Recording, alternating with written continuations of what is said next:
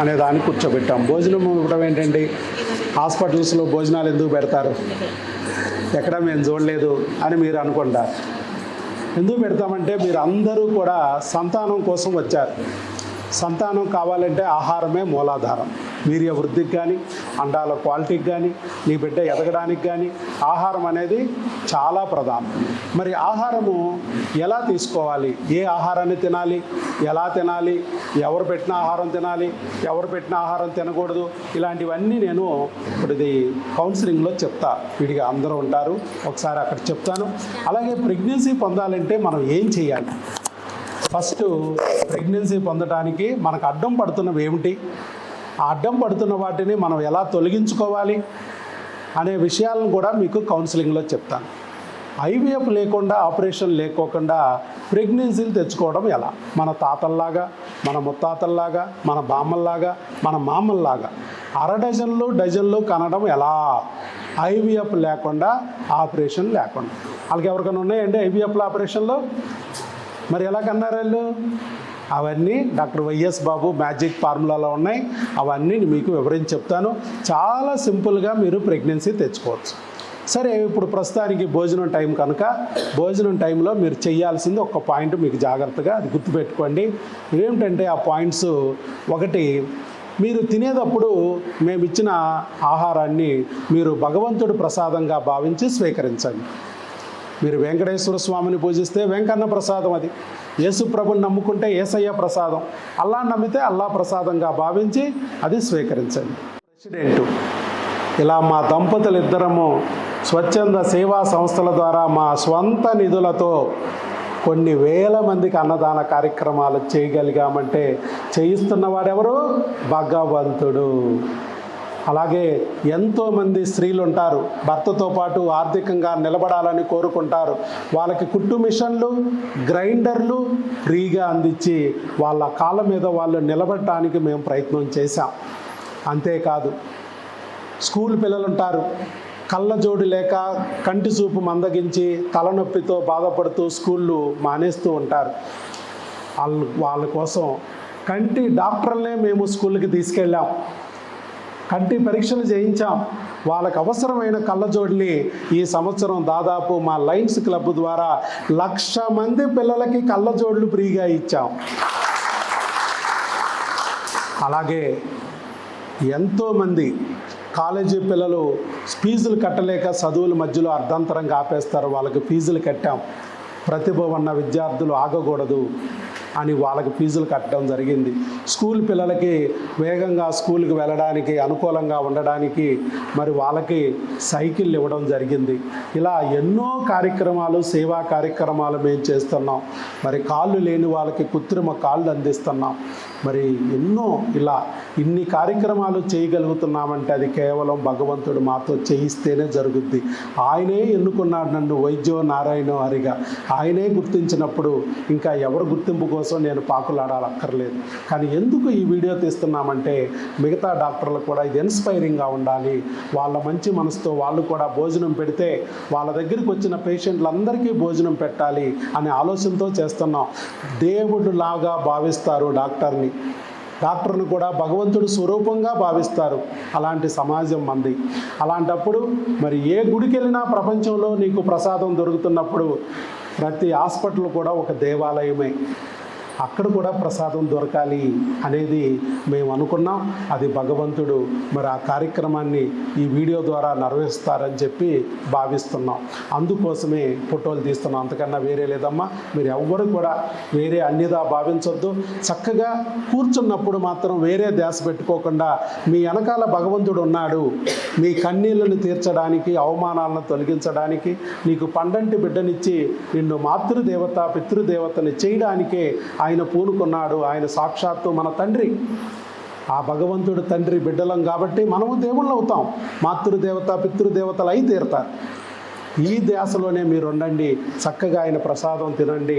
అలాగే మీరు నేను చెప్పినట్టుగా కొన్ని రకాలైన జాగ్రత్తలు తీసుకోండి.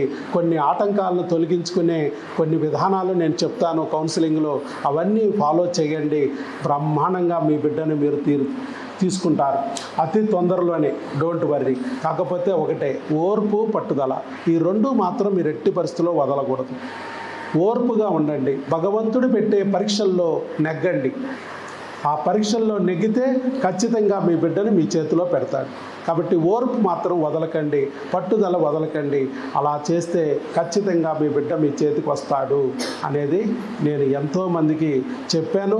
అది ప్రూవ్ అయింది. ఇప్పుడు కూడా మీరు సక్సెస్ వీడియో చూశారు. ఇలా ఒకరోజు మీరు కూడా ఇక్కడికి సక్సెస్ అయ్యి ఇక్కడికి వస్తారు. ఓకేనా? All the best. God bless you. అందరికీ నమస్కారం అమ్మా. ఈరోజు డాక్టర్స్ డే అవడం వల్ల నన్ను అభినందించడానికి మన జిల్లా నుంచి వాకర్స్ ఇంటర్నేషనల్ గవర్నర్ గారు మాకు ఇక్కడ రావడం జరిగింది. ఇక్కడ అలాగే నెక్స్ట్ ఇయర్ గవర్నర్ గారు కూడా రావడం జరిగింది. అలాగే ఈ జిల్లా మొత్తానికి మరి క్యాబినెట్కి సెక్రటరీగా ఉన్న వారు కూడా రావడం జరిగింది. మన రాము గారు, వసంత్ కుమార్ గారు, ఆయన బ్రహ్మదేశం వసంత్ కుమార్ గారు, వాళ్ళు కూడా ఒక వాకర్స్ క్లబ్కి వ్యవస్థాపక అధ్యక్షులుగా ఉన్నారు. వారు కూడా రావడం జరిగింది. ఇలాగే వీరందరూ శ్రీనివాస్ గారు కానీ, మా ప్రసాద్ గారు కానీ, వసంత్ కుమార్ గారు కానీ, కొండాయిగుంట రాము గారు కానీ, వీరందరూ కూడా ఇవాళ డాక్టర్స్ డే కాబట్టి మా డాక్టర్ గారిని అభినందించుకోవాలని చెప్పి ఇక్కడికి వచ్చారు. ముందుగా వారి యొక్క మరి అభినందనలు తెలియజేయడానికి వారు వచ్చారు కాబట్టి వారికి మైక్నిస్తున్నాను. అలాగే మీరు కూడా ఇక్కడ కొద్దిగా ఒక 5 నిమిషాలు ఈ కార్యక్రమం సహకరించాలి. సుదూర ప్రాంతాల నుంచి సంతాన సాఫల్యం కోసం ఇక్కడ వచ్చిన సోదరి మండలికి అందరికీ కూడాను నా హృదయపూర్వక నమస్కారాలు తెలియజేస్తా ఉన్నాను. ఇప్పటికే దగ్గరగా 17,000 మంది జంటలకి సంతాన సాఫల్యం కలిగించిన గొప్ప వ్యక్తి మన డాక్టర్ గారిని. మరి అటువంటి డాక్టర్ గారిని సన్మానించుకోవాలా అవుతా చెప్పండి. రెస్పాన్స్ చూస్తేనే మా డాక్టర్ గారు గొప్పతనం అర్థమవుతుంది. అందుకే ఇప్పటికే రాష్ట్ర ప్రభుత్వం నుంచి 2 సార్లు ఉత్తమ డాక్టర్గా,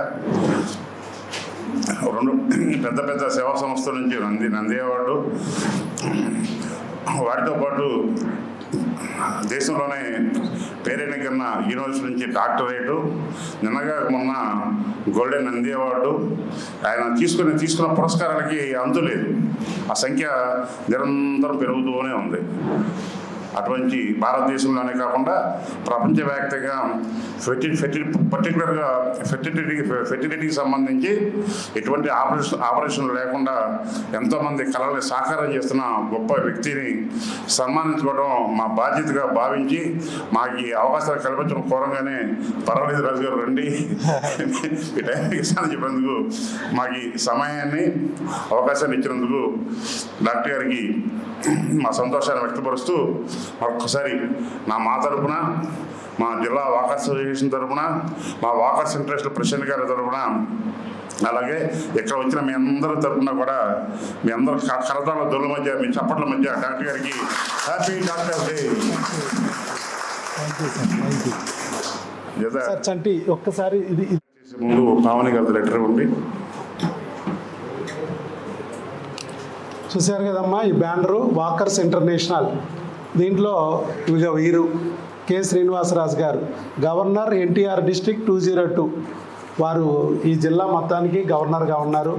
వారు ఏ ఊరు నుంచి వచ్చినా, ఎక్కడి నుంచి వచ్చినా వాకర్స్ లీడర్గా నేను చెప్పేది ఒకటేనండి, మీకోసం ప్రతిరోజు కొంత సమయం కేటాయించుకొని తప్పనిసరిగా వాకింగ్ చేయవలసిందిగా కోరుతూ ఉన్నాను. అలాగే మీ ఊరిలో ఉన్నటువంటి వాకర్స్ క్లబ్స్ ఉండే క్లబ్లో జాయిన్ అవ్వండి.